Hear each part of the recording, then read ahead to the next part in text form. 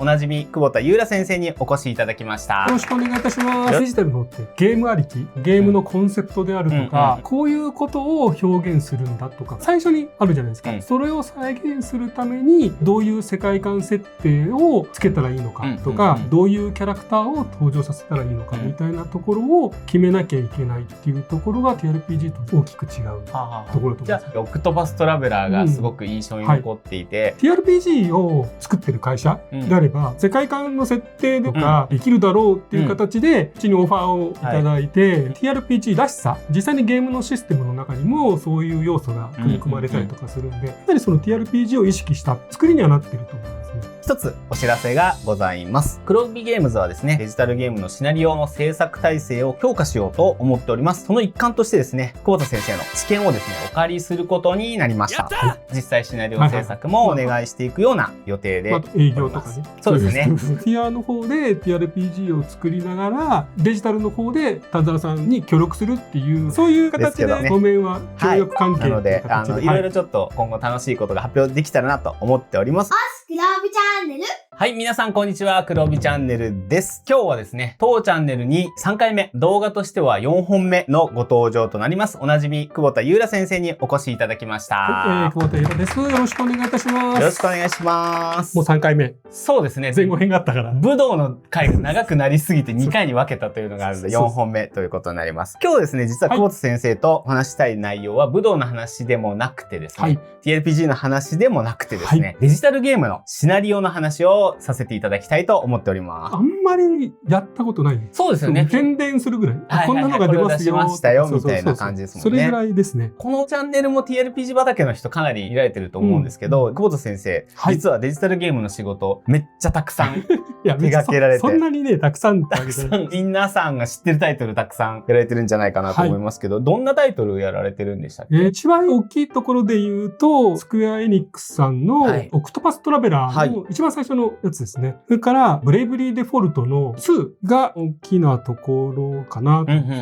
シナリオだけじゃなくて協力みたいな形だと、ドラゴンクエスト3の HD2D 版の結構最近のタイトルですね。とか、今年の10月に発売予定のアノマリスっていうソフトウェアフリーさんの、あちらの方でもサイドミッションっていう、いわゆるサブクエストのテキストのお手伝いとかしたりとかしてます。オクトパストラベラーとかブレイブリーデフォルト2はシナリオ全体をやられたって感じですか？半分ぐらいは別の方がやってるんですけど、世界観設定とかは私の方で一応組み立てて、それを元にシナリオを書いていただくみたいな形でやってました。僕のね、前職でもあるスクエアエニックスが大変ご助力いただいたということで、個人的にはオクトパストラベラーがすごく印象に残っていて、やった方も多いと思うんですけど、主人公がね、8人いて、群像劇というか、それぞれのお話が絡んできたり、また離れていったりみたいな形で、最後いろんな決着に向かっていくっていう壮大なストーリーなんですけど、あのシナリオを書ける人ってなかなかいないんじゃないかなと僕は思っていて、一本道は書きやすいじゃないですか。起承転結じゃないですけど、比較的書きやすいと思うんですけど、全員の目的がそれぞれ違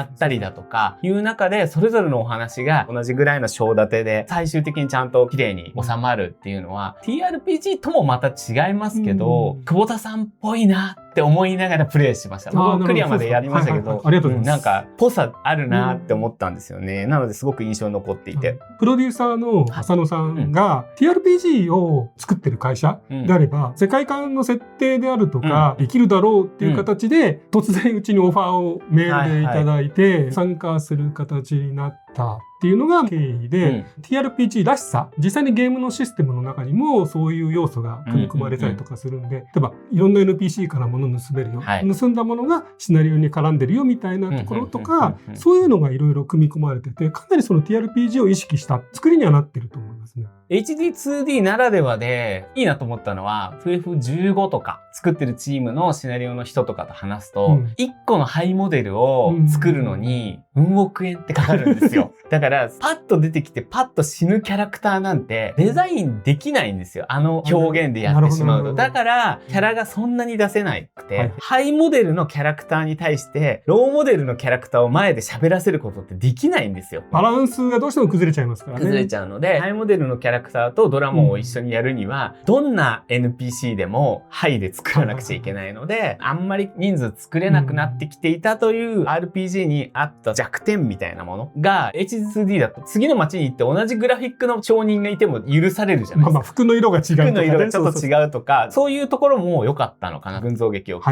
る上で。あれはね、アクワイアさんがかなり頑張って、NPC 一人一人に設定つけて、ちゃんとセリフ用意してとか、そういうとこまで細かく作ってて、それがオクトパストラベラーの1、2と、あと0っていうのが出てますけど、そういう形で受け継がれてるんで、そういう意味ですごい気軽にそこら辺にいる NPC と話すことがサブクエストにつながったりとか、メインクエストにつながったりとかみたいな、そういうところが TRPG っぽいって感じるところなんじゃないかなと思います。確かにそうですね。いきなり戦いを挑んで倒しちゃうこともできるし、盗むこともできるし、助けてあげることもできる。連れてくこともできるみたいな、TRPG のアドリブでやってる NPC となんかやるみたいなのに感覚が似てるなと確かに思いました。ゲームシステムをね、久保田さんが作られたわけではないとは思うんですけど、そことうまくマッチしてるなっていうのは感じたところです。オクトラで TRPG をね、出されましたよね。僕もこれ遊ばせていただきましたが、オクトパストラベラー TRPG ルールブック&リプレイというのがね、机にから出てるんですよね。そうです。今年のね、10月かな。英語版が出るそうです。TRPG もなったということで、これまだ遊んだことない人いると思うんで、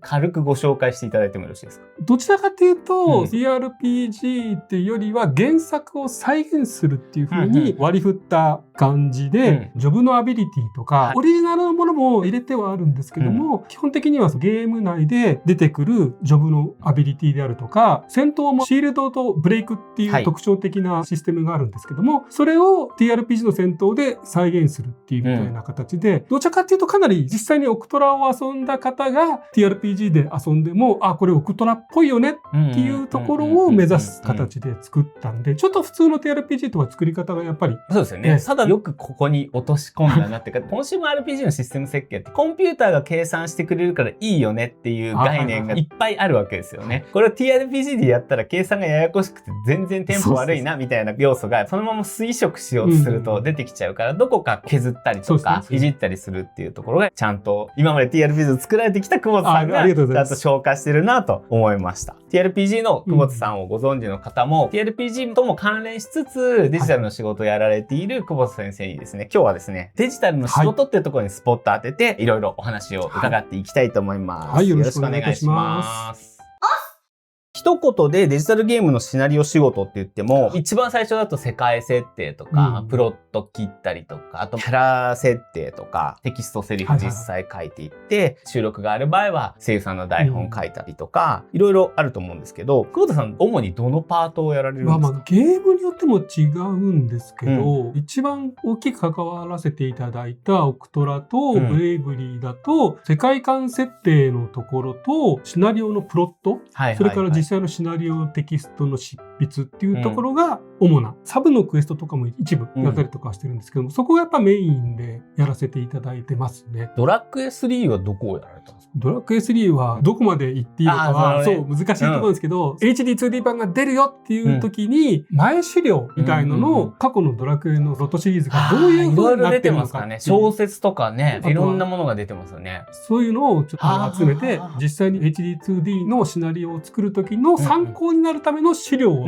作る。基礎資料みたいな。なんでシナリオ協力。なるほど。だからシナリオには一切タッチしてないんですけど。セリフテキストを書いたとかじゃなくて、テキストあるはありますもんね。そうですね、そうですね。そこに作ってる人たちが参照するための資料。あ、なるほどね。そういうお仕事で、これはこれで面白かったですけどね。机にも資料室みたいなところに今までの本とか全部あるんですけど、全社員が全部読んでるわけじゃなくて、必要な時しか見に行かないから。古いゲームですから、直接関わられた方っていうのももう数少なくなってるでしょうし。本当大事な仕事だと思うんですけど、されたんですね。デジタルのシナリオを書くときに心がけてることっていうか、TRPG の違いって言ってもいいかもしれないですけど、ここは気をつけないといけないよねみたいなのってあったりしますか？最初にデジタルのってゲームありき、ゲームのコンセプトであるとか、こういうことを表現するんだとか、こういうゲームにするんだっていうところ、やっぱ最初にあるじゃないですか。それを再現するために、どういう世界観設定をつけたらいいのかとか、どういうキャラクターを登場させたらいいのかみたいなとこころを決めなきゃいけないっていうところが TRPG と大きく違うところだと思います。じゃあチームによっても違うと思いますけど、プロデューサーなりディレクターなりと話した時に、今回はプレイヤーにこういう感情になってほしいとか、こういうところを表現したい、こういう特徴を持ったゲームにしたいんだ、みたいなのを聞いてから、であればこうあるべきみたいな感じで詰めていくことが多いですかね。そういう方が多いですね。オクトラの時だけは違くて、最初から新規 IP としてオクトパストラベラーっていうのを立ち上げるよっていうところで、スクエアエニックスさんと、あと開発のアクアイアさんと、あとフィアートで3社でゲームの構造からずっと打ち合わせをやってて、ファミ通さんかなのインタビューでもあったんですけど、9ヶ月分の作業を全部捨てて新しくみたいなところ書いてあったんですけども、そういうところからやったのはオクトパストラベラーぐらいですね。ブレイブリーの場合は最初からナンバリングですから、そうですね、システム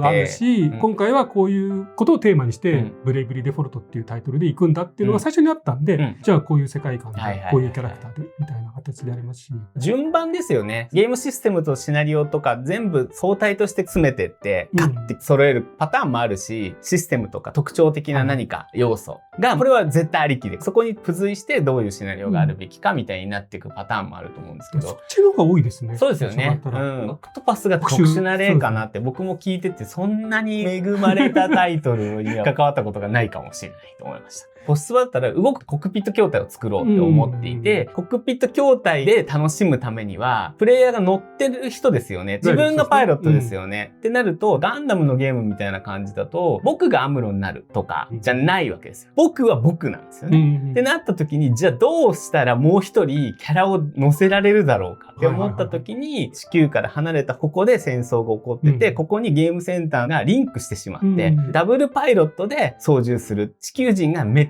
ちゃロボット操縦が上手いので、向こうのパイロットがめちゃめちゃ褒めてくる。だけど、遠く離れてるから、本当に会うことはできないっていう通信のね、切なさをタッチしてから出撃するというところに込めようみたいなのが先にあって、じゃあ、こういう世界観っていう風にしてったみたいな感じなんです。だからあれは筐体がど真ん中にあって、そこから派生していろんなものが決まってた。デジタルゲームのシナリオだとそういう方が多いんじゃないかなと思う。ここ TRPG のシナリオとは全く全然違うアプローチですよね。デジタルゲームのシナリオを書く楽しい部分ってどの辺ですか？これはね、TRPG では絶対できない。登場するキャラクターを書ける。TRPG のシナリオでは、NPC は出せるんだけど、そこに登場する主人公、主役書けないですもんね。主役は書けないんで。確かに。NPC として出しやすい依頼をよくしてくれるおばさんとか、ヒロイン枠とかってこういうのはできるけど、ど真ん中ができないですもんね。ど真ん中はプレイヤーのために開けとく場所ですもんね。だからそこがデジタルゲームのシナリオならでは。今回のキャラクターはこういう目的があって、それに向かって進むんだけど、こういう障害があって、みたいなところを、キャラクターの感情であるとか、キャラクターと関わりのある NPC とかの関係性とかっていう部分を描けるっていうのがデジタルゲームのシナリオの一番面白いところ。それはそうですね。逆にデジタルはここが難しいよね、みたいなことだったりします。仕様変更です。途中で仕様が変わったりとか、今回こういう話にしようと、それできないんですよ、みたいな。ボリュームとかもあるじゃないですか。ありますあります。100で書いたけど、工数の関係で、このパートカットされちゃうと、ラストでのこのセリフの意味がわからなくなってしまうので、直さなきゃいけないみたいなのはありますよね。どうしてもやっぱそこはね、大勢で参加するものですから、どうしても開発側の都合もあるし、プロジェクト自体の都合もあるし、シナリオの都合もあるし、じゃあどこが合わせていくっていうと、シナリオが一番合わせやすいところがあるので。シナリオが一番柔軟に合わせられるので、シナリオ側で吸収することが多いですよね。今回それできないんですよ。じゃあこういう方法はどうですかみたいな形で、こっちからも提案できるんで、そういうところでも手腕を見せることができる。なるべく開発に近いところにシナリオの人もいないと、シナリオだけ外注して、一回も合わないままデータだけやり取りするみたいなのってあんま良くないなと思ってて、シナリオ側はね、ゲーム見ずに書いてるから、どういうプレイ感でこのセリフが出るのかは、最終的なところはよくわからずに書いちゃったりとかっていうのがあんま良くないなと思ってたんですけど。実際ね、詰めてライティングする前だと、ほとんどだいたい週1ぐらいで打ち合わせはやってたっていうのがほぼほぼですね、大体。必ず開発の方も参加されて、開発の状況であるとか、こういうシステムになりましたみたいなのも報告を受けながら、シナリオではこういう風にしていきましょうみたいな形で、関わらせていただいたやつってほぼほぼその開発会社さんとコミュニケーション取れたっていうのは大きかった TRPG でシナリオを書いてなんかやる時の大胆な仕様変更できるのが超好きで、ラストのシーンで王宮の魔王と戦うってなっても、ちょっと地味だなとか、じゃあもうとりあえず魔王城が浮いちゃうことにして、バーって崩れてって、空中の円盤の上で戦うみたいにして、普通のプランナーが仕様変更で明日やるシナリオでそんなこと言ったら、ふざけんのできるかってなることが TRPG だと想像の遊びだから、いくらでもできるじゃないですか。なんならルールを改変しても許されるじゃないですか、GM だったら。プレイヤーさんが納得してくれれば。そこに2万人の兵士が押し寄せてくるとか、言いたい放題じゃないですか。デジタルゲームで言ったら、それ誰が作るんだよみたいな感じになりますけど、いいとこ悪いとこありますよね。そうですね。プランナーって仕様変更するときにみんなから怒られる役なので、いくらでもできるっていうのが、もしかしたら僕の中では TRPG でストレス発散になってるのかな。逆に TRPG はそこがびっくりのポイントとしてシナリオに組み込むっていうのが多いですよね。そうですね。デジタルとアナログの違いで言うと、デジタルゲームチームで作るじゃないですか。はい、その辺って違い結構あるんですか？いや、他社さんはちょっとわかんないんですけど、フィアはかなり初期の頃から分業制を取ってて、データ書く人、シナリオ書く人みたいな形で、結構分業をしてるんで、あんまりそこ気にならなかった。なるほど、結構似てたっていう。そうです、そうです。一人の作家さんが、うおーって書いちゃって、足りない手をたまに振るのかなとか思ってたんですけど、作品の規模にもよるんですけど、東京ノバとか、ブレイドバールカナみたいな、ああいうデータゲーは、デザイナーがデータまで面倒見るのは、ボリューム的にも厳しいですから。じゃあまあ大体こういう要素があるよとか、こういうステータスでバランス取りたいっていうのだけ渡して、それを専門家っていうか、データ担当の人に作ってもらう。データ担当が作るみたいな。ガーデンオーダーぐらいだと、ほぼ私が一人で、シナリオはでも外にお願いしてるかな、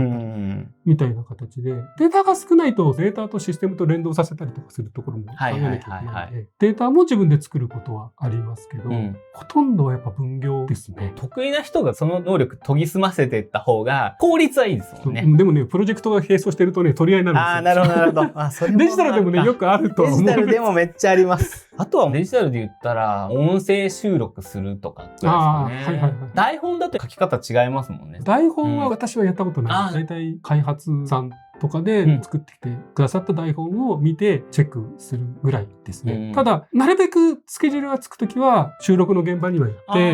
ディレクションってほどじゃないんですけど、チェックは必ずやるようにしてました。シナリオでこの感情はこうなんですよっていうのは、シナリオ側からも声優さんに実際にお伝えした方が分かりやすいこともあるし、声優さんの演技で、あ、こういうアプローチとか演技もあるのかっていうので、それで行きましょうって形でちょっとシナリオその場で直したりとか。僕もね、基本絶対行くようにしてて、その場で書き換えるでクオリティ上がることはあるんで、意味はあるんですよ。時間はかかるけど。で、開発者に、すいません、このシナリオちょっと変えてくださいっていうのを、その場で打ち合わせたりとかするのも便利なので。それはね、ほんとすごい大事だなと思ってます。いろいろありがとうございます。すごく勉強になりました。デジタルゲームのね、シナリオ制作、どういう感じで考え方でとかって伺ってきたんですけど、デジタルゲームのシナリオ業界。シナリオライター業界の未来の話みたいのをね、したいなと思うんですよ。2年前ぐらいまでですね、黒帯ゲームズの本業ってほぼシナリオだったんですよ。シナリオやろうと思って会社を作ったわけじゃなくて、もともとプランニングとかの会社として立ち上げたんですけど、実際立ち上げてみたら来る仕事、ほぼシナリオの仕事で、結構溢れてて断ったりとかしてたんですよね。ここ 1,2 年ぐらいかな。徐々にシナリオの仕事って減ってきたなっていう印象があるんですよね。確かにね、いろんなメーカーさんとかで何か年計画みたいな形で社内の体制見直しましょうとか、リリースされるスマホゲームの期間とかで結構苦労されてるところもありますね。そうですね。ソシャゲを中心にタイトル数自体は減ってるんだと思います。新規リリースされるタイトルが目減りしていてっていうのが一つあるかな。あと見えないところでじわじわ来てんなって思ってるのが AI なんですよね。特に海外タイトルの日本語版みたいなのを見てみると、今もう機械翻訳そのまんまみたいなタイトル割と見るなと。ちょっとなかなかね、これはどうみたいな。どうみたいになるんだけど、意味がわかんないかというとギリわかる。もともと日本語って曖昧表現が多いから、なんとなく書いてあることに見ると意味通じちゃうじゃないですか。なので AI の翻訳精度がすごい上がってるっていうこともあるし、TikTok とか見てると5文字そのまんまで気づいてるけど直さずに上げてる動画とかたくさん見るので、見てる人たちも慣れてきちゃってて、そんなに目くじら立てて言わなくなってきたら意味わかればいいよみたいになってきたっていう文化の変遷もあるのかなと思ってて、こういうのをかっこよく整えるみたいなのもデジタルのシナリオライターの大事な仕事の一つだったんですけど、例えばそういうものがなくなってきたりとか、今まだギリギリシナリオ自体を AI に書かせるはあんまりないと思うんですけど、僕の知ってるところでは2、3もうすでにあります。AI が書いたやつをチェックして直すっていう仕事がライターに回ってくる。スタートがライターじゃなくてっていうのを聞いたりもするんで、だんだん減ってきてるなーって暗い話ではあるんですけど、その中で僕らってどう立ち向かっていけばいいのかなーみたいなことをね、最近すごい思うんですよ。感じられることとかありますか？菊池武さんのお手伝い始めたところが業界のスタートだったんですけど、その時に菊池さんがすごい気にしてたのが、テキストの切れ目、雑誌の寄稿する時でも文章の途中で区切れないように、単語が例えばデジタルゲームだと会話のボックスがあるじゃないですか。でそれが1行目から2行目に渡る時に変なところで区切れないように調整して書くっていう読み手のすごい気にかける方だったんですよ。小説家の方でもページまたがう時はテキストは切れないようにするっていう方もいらっしゃいますから、そういう読んでる側の意識を気にさせないようにするっていうところをすごい気にかけてたんで、そこってまだ AI にやるのは多分難しいし、言い回しを変えたりとか、ここはもうちょっときつい言い回しにしたいなとか、ここはこのキャラだからこういう言い回しはしないよねみたいなところの判別って、日本語は特に表現が多いためにそこってやっぱ難しいのかなと思ってるんで、そこに活路はあるかなと思ってはいるんですよ。20年後30年後にそれを乗り越えられちゃうかどうかはまあわかんないですけど、少なくとも今直近見てる時に読んでてやっぱ気持ちいい文章だとか、テンポよく読めるとか、目が滑らないとか、デジタルだと1行目開業した後に2行目が同じ文字で始まると目滑るじゃないですか。私とかになってると滑るから言い回し変えて、私が後ろに来るようにしたりとかするじゃないですか。そういう気配りとか、実際読んでみて目が滑るみたいなことをあんまりルール化できない。同じ文字が来てたら NG として報告するみたいなことは AI にもできると思うんですけど。点と点がね、上と下で重ならないようにするとか、そういうのはね、ありますけど、その辺はもうルール化しちゃえば、ある程度回帰できちゃうかもしれないですけど、クオリティとして AI が昔は30点だったのが、ここ数年で60点、70点ぐらい、合格ラインが下がってきてる気がするので、だんだん OK になってきちゃって、AI で書くやつで言うと、一番議論になるのって絵描きさんだけど、実はライター業界にもかなりテキストも生成 AI 使われ始めて、そうですね。なので、ある程度使われることはしょうがないとは思いつつ、僕らは職業でやってる以上、そこに常に勝っていかなきゃいけないし、向こうが70点で組んだったらこっちはね、300点とかで、やっぱ書いてもらったら面白いよねっていう風にしていかないといけないんだなって、すごい最近思うんです。そこにね、ちゃんと価値を見出していただけるとね、人間が書いたものの価値っていうのはあるはずなんで。文字の方がちょっとわかりにくくないですか？絵より。ああ、確かに。人間が書いてるなーのぬくもりみたいなものが、チャット GPT とかと話してても、あいつの中に人がいるような気がしてきちゃう。いやでもね、翻訳の都合かなと思うんですけど、受け答えが存在なんですよ、AI って。なんとなくイメージなんですけど、そこはアルゴリズムでそういう風に親しみが湧くような形の受け答えにしてるのかなと思うんですけど、登場するキャラクターでいろんな性格のキャラクターがいた時に、そこをうまく使い分けていくっていうのは、かなり AI の精度が高くないとできないことでしょうから、そういうところは逆に人間の方が機微にできる。そうですね。もう一個の考え方で言うと、僕らがライティングするときに AI をうまく道具として使って、より面白いものを作れれば、人間がやる意味もあるし、AI と戦うわけじゃなくて、道具として協力してもらうっていう。忘れてしまってる設定をちゃんと思い出してもらうとか、僕が普段仕事でやってるのは、NPC が大量に出てくるゲームを作ったときに、NPC の名前かぶり、あと、初めの2文字が同じ NPC いたらダメみたいなルールを AI に教えといて、候補出させるとか、そういうのはね、結構やってました。それを今、全キャラ手で見ながらやってるとき2時間ぐらいかかる仕事が5分とかでできるっていう。昔、Excel でね、管理しててね、やったりとかしてました。そうですよね。まあ、やれないことはないんですけど、そういうところを短縮することでもっとよりクオリティ上げるところに時間使えるようになってはきてるなとは思うので、うまく AI と付き合いながらいいシナリオを。叩き台としてね、やり取りする分にはすごい言っちで思いつかなかったアイデアとかを出してきためっちゃいいアイデア出してくることはあんまりないなと思うんですけど、本当に煮詰まっちゃって1時間何も筆が進まない時だったらAI と会話してる方がまだ脳みそ動くし、逆にその出してきたものをこれちょっとこう変えればいけるんじゃないみたいなのがあるじゃないですか。そうですね。まあそこら辺はバージョンの法則みたいなもんなんで、人間がやっぱ出してもなかなかかっちり決まらないものは多いですから、道具としてうまく活用していければなと思ってますということでね、ちょっと業界の未来の話暗い影があるが頑張ろうみたいなところでございます。はい。今日はデジタルゲームのシナリオ制作について久保田優良先生にお話を伺ってまいりました。はい、久保田さんからデジタルの話お聞きするタイミングってあんまり今までなかったっていうか全然なかった。個人でもほとんどないです。X とかでこういうのやりましたっていうので、結果報告ですもんね。ポストすることはあっても、こういうところでみたいな話をしたのはファミ通さんの対談とか拝見しました。座談会みたいなところぐらいでしか言う機会なかったんで、面白かったです。ありがとうございます。貴重な動画になったかなと思います。というわけでですね、ここで一つお知らせがございます。黒帯ゲームズはですね、これまで以上にデジタルゲームのシナリオの制作体制を強化しようと思っております。その一環としてですね、今日ご紹介いただいたように多くの名作タイトル、シナリオを手掛けてこられました久保田先生の知見をですね、お借りすることになりました。当面はですね、相談相手として入っていただきつつ、実際シナリオ制作もお願いしていくような予定でおります。営業とかね。そうですね。今後ね、もしかしたらタンザーとダブルネームで何かね、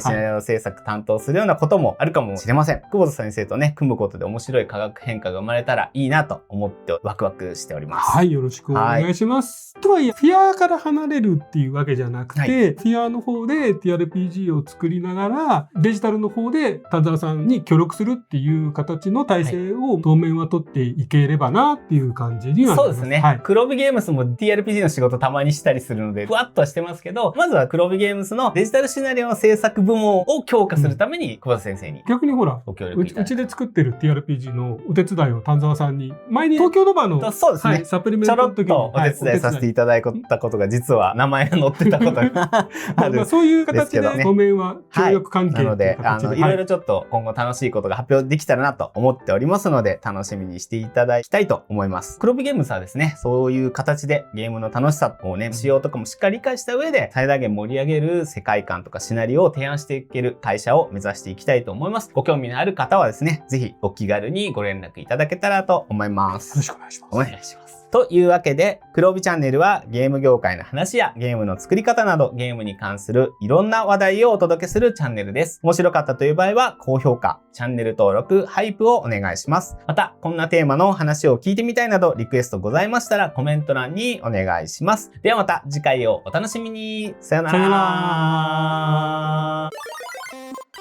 いいねボタンとチャンネル登録をお願いします。